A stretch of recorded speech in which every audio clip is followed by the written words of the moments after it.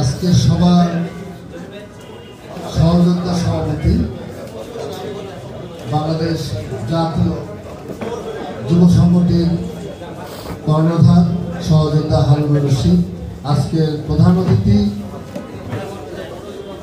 দেশের তারুণ্যের প্রিয় জননেতা আমদানি রহমান পার্থ উপস্থিত আছেন।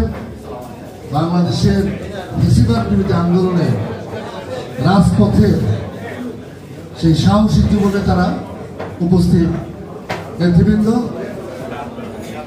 বাংলাদেশের 3 যুগের পুরাতন যুব সংগঠন জাতীয় যুব পরিষদ এবং আমাদের প্রাণপ্রিয় নেতা স্বাধীন বাংলাদেশের প্রথম পতাকা উত্তোলক জননেতা জনাব আসম আব্দুর রহমানের পক্ষ থেকে সকলকে জানাই শুভেচ্ছা ও অভিনন্দন। সাথী বন্ধুরা, ইফতার সন্নিকটে বাংলাদেশে আমরা যে 5 তারিখ যে অভ্যুত্থান ঘটেছে,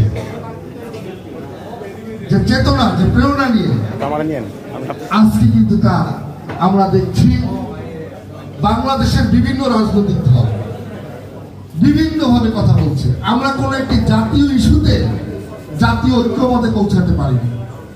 আজকে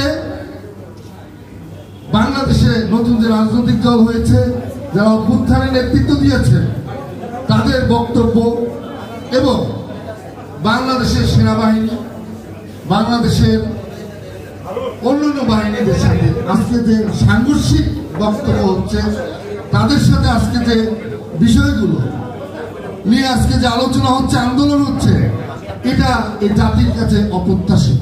আমরা চাই যে ফ্যাসিস্ট সরকার যারা গণহত্যা চালিয়েছে, যারা এদেশের মেধাবী হত্যা করেছে, তারা এদেশে কখনোই রাজনীতিতে আসতে পারবে না।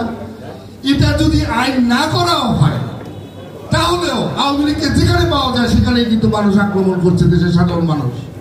সাথী বন্ধুরা, আমরা বলতে চাই যে আগামী দিনে আমরা বাংলাদেশে একটি সুষ্ঠু নির্বাচনের জন্য, বাংলাদেশে একটি সংস্কারের জন্য আমরা কাজ করতে চাই একসাথে। আমি আহ্বান করবো বাংলাদেশের সকল রাজনৈতিক দল এই মুহূর্তে এক মঞ্চে এসে এটি জাতীয় ইস্যু উপরে যে আগে সংস্কার না নির্বাচন, নির্বাচন না সংস্কার, এই নিয়ে যে ভ্রমণ সৃষ্টি হয়েছে, আমরা সেখান থেকে উত্তরণ চাই। আমরা মনে করি বাংলাদেশের মানুষ শুধুই যে ভোট দিবে নাগরিক হিসাবে সে অধিকার না, বাংলাদেশের মানুষের দেশ শাসনের অধিকার থেকে শুরু করে ভোট এবং দেশ শাসন, এই 2টি অধিকার মানুষকে ফিরিয়ে দিতে হবে। আমরা চাই বাংলাদেশের সংবিধানের আমূল পরিবর্তন, স্বাধীন দেশের উপযোগী একটি সংবিধান হবে। এই আশাবাদ ব্যক্ত করে আমি আমার বক্তব্য শেষ করছি। বিপ্লব দীর্ঘজীবী হোক, জয় হোক মেহনতি মানুষের।